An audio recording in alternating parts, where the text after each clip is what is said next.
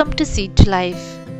I hope you are keeping safe and staying strong in this difficult situation that the world is facing today.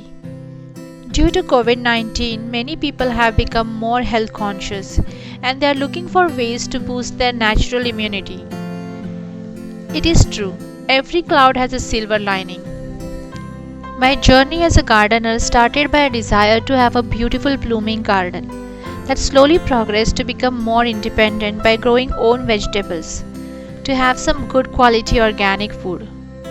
Going further, I am very much interested in exploring all these different vegetables that are not very famous or they are not easily available in the supermarket, but they have different medicinal benefits and they have a long history behind them.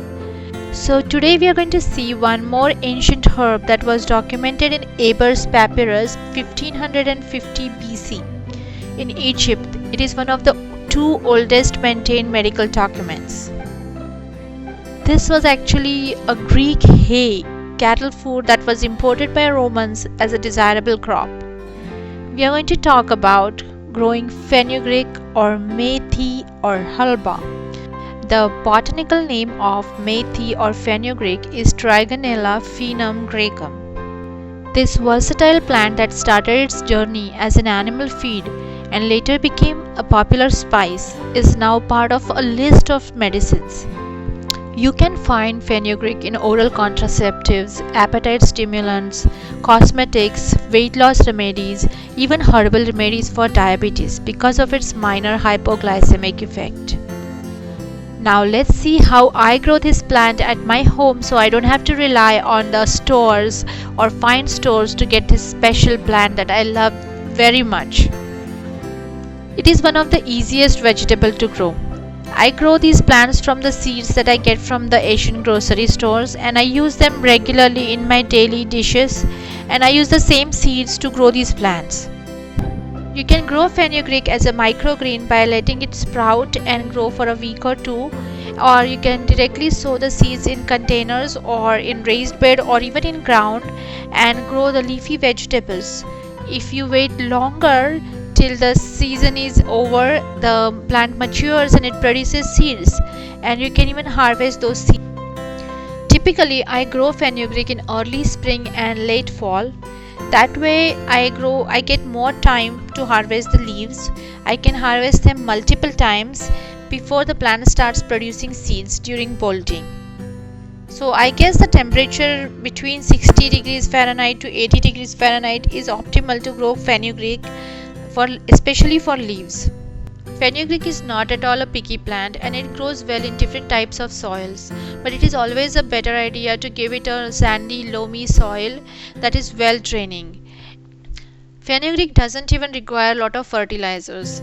Before planting it in a raised bed or in a container, I just add a little bit of compost and sow the seeds directly in the soil. You can sow the seeds directly in the soil 2 inches apart and 1/4 inch deep. The spacing between the lines can be about 6 inches, that is good enough. And I usually plant more seeds just in case some of them don't sprout because I am planting them directly in the ground. So not all will germinate. Some of them will germinate and then they will dry because of the hot weather. But otherwise it is okay to plant the seeds 2 inches apart. And later, if required, if the plants are not growing well, then I may give it a nitrogen fertilizer by using a fish fertilizer, but otherwise I hardly use any fertilizers for fenugreek.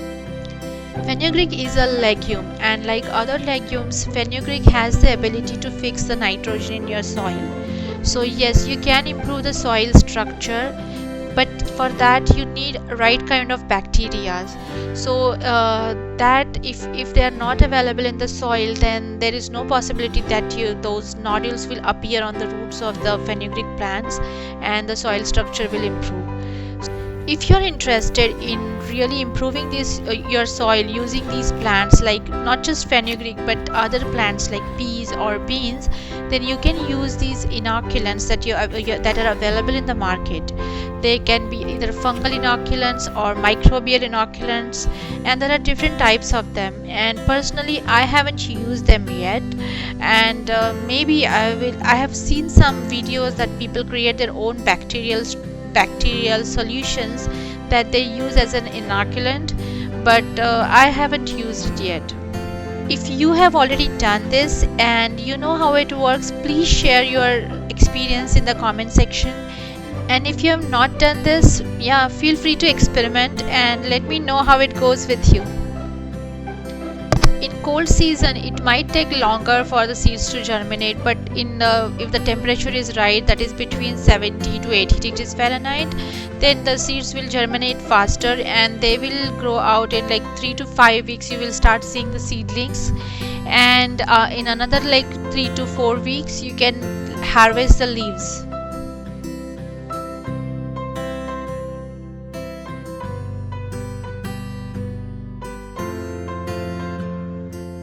You can see here the seedlings are now about 1 to 1.5 weeks old, and soon they will grow more leaves, and you can harvest them anytime, even at this point, but I will wait and let them grow first. In another 2 weeks the seedlings have grown much taller, now about 6 inches tall, and this is the time when I harvest them first. I just harvest the tops of the leaves. Any leafy vegetable tastes much better when the leaves are young. Once the vegetable matures, the leaves and mainly the stems, they become woody, and you can just eat the leaves then. At this point I can even eat stems as well as leaves. However, fenugreek has a bitter taste, and that is what it is famous for. So once it becomes mature, the bitterness in those leaves increases. The aroma becomes much stronger. And at that point I take the leaves out and then I dry them to make dried methi or dried fenugreek. It is also called as kasuri methi, and it is very flavorful and it has a very strong smell. As the temperature increases above 90 degrees Fahrenheit, the plant undergoes bolting. That means it starts producing seeds. Fenugreek flowers are light yellow in color. Once they are pollinated by beneficial insects, they develop into small pods. These pods are like beans or the cluster beans, and they develop the seeds inside, and those are the seeds that we use in our kitchen. Typically after these plants start developing seed pods, I don't keep them anymore. I just take them out and plant some new plants there.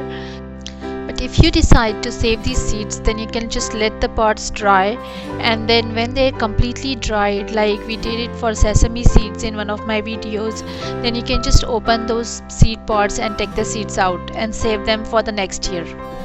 Or you can roast these seeds and make a powder, and by roasting, what happens, the trigonelline is one of the chemical that is present in these seeds. It gets converted into niacin or vitamin B3, and that is really beneficial to our body. And you can just save this as a vitamin supplement, or you can just use this powder and the seeds both in various recipes, not just the savory dishes, but you can also use them in various sweet dishes. One such great recipe is methi laddus or fenugreek laddus that are given to new moms to increase their strength and also to help them recover faster and induce milk. If you're not allergic to dry fruits and some other ingredients in it, then you should definitely try it. Even the normal people can eat it to increase the strength. It is very healthy and nutritious recipe. I'll post that recipe if you're interested in my blog aseed2life.com, and the link will be posted in the description. Thank you for watching my video. If you like the channel, please subscribe to my channel Seed to Life and post your suggestions in the comment sections below. Click on the bell icon to get notified about the new videos and updates. Thank you again. See you soon.